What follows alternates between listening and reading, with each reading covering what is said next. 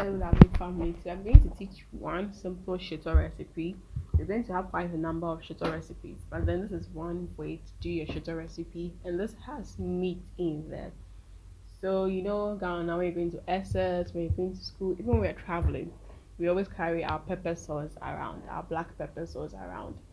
And yes, this is a special one. And let's jump in as well.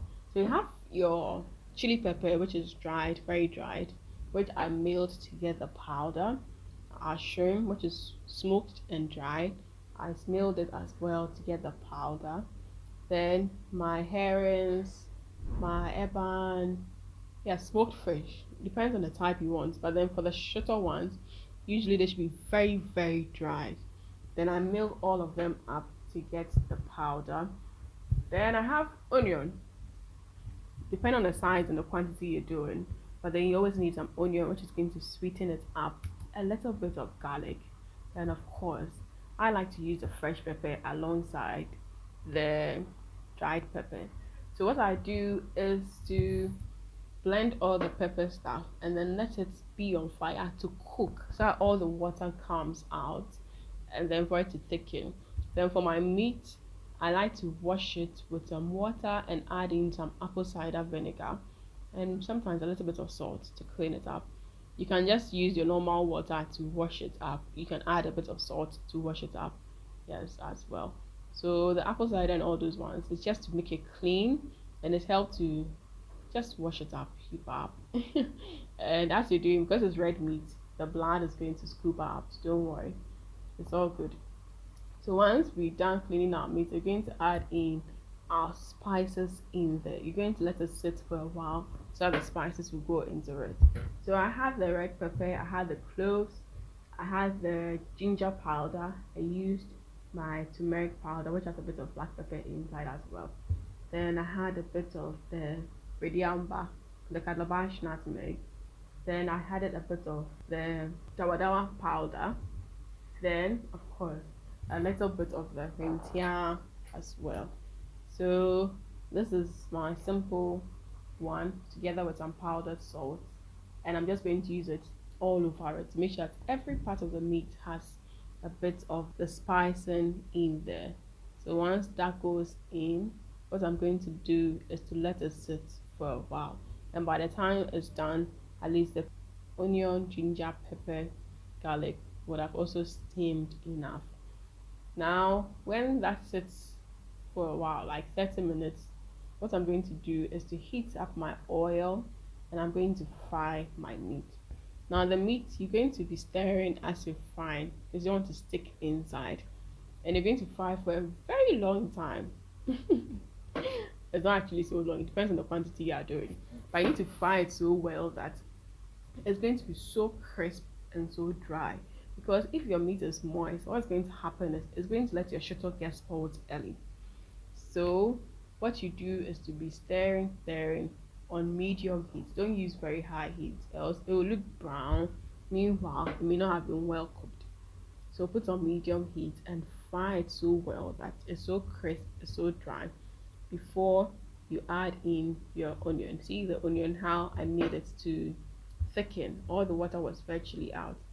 Now you can decide to just take out the meat and then do the shito before you add it in, or you can do it like I'm doing.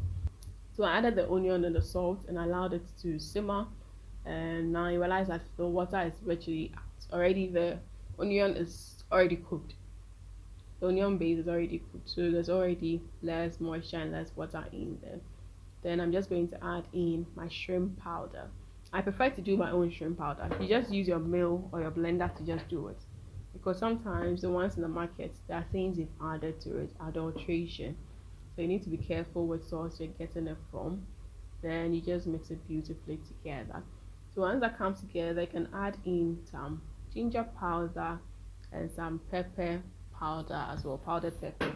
Don't forget, we've already used fresh onion, ginger, garlic, and pepper in there already. So you need to be careful the quantity of pepper you'd want to do. You need to add in your powdered fish powder. Now what you want to be careful with is your salt, because usually this seafood It's like the shrimps and all those ones, they come with their own salt. And sometimes those who dry it and stuff, they add a bit of salt to preserve. If you don't take care, your shito may come out a bit salty. So I think the last thing we really need to add is your salt when you're doing the shito. After you've tasted, to make sure that like the salt is okay. Then once the shrimp goes in and the fish powder also goes in, you can just let it simmer for a while. So let this really cook for a while. So that's anyin. Uh-huh. I realized I didn't add in anything tomatoes or any tomato mix in here. This is a dried shito recipe. So this is the ones you want to do when you want to keep it for a very long time. I'm going to teach you the other types you could also do as well. But for today, we're going to do the dry shito type, which is rich and then it also stays on for a longer period of time. So once that simmers, the oil, some is going to come up, but then you can always add in more oil to it so that there's enough oil to cover it up and then to preserve it. Now, when you're doing your shito, when it's on, it's not going to look black, but when it sits for a while, that is when the color is going to come. So be careful with your shito. And another thing you need to do is to make sure that you let it really cook so well that there's no water in there. And one thing you can use to check for that is your bubbles, because when it's getting well cooked, you realize that even when you're stirring or when you're not stirring, the bubbles are virtually small, small, small, and you realize that yes, it is well cooked. So you can just let it sit for a while when you are done, for like some 30-40 minutes or 1 hour, for it to cool a bit before you dish it into your glass jars or the containers you may want to have it in. So this is a simple black pepper sauce recipe you can do, which would take you for some months as you eat, and then yeah, chill out as well. So lots of love for my team and I. Till I see you in the next food video.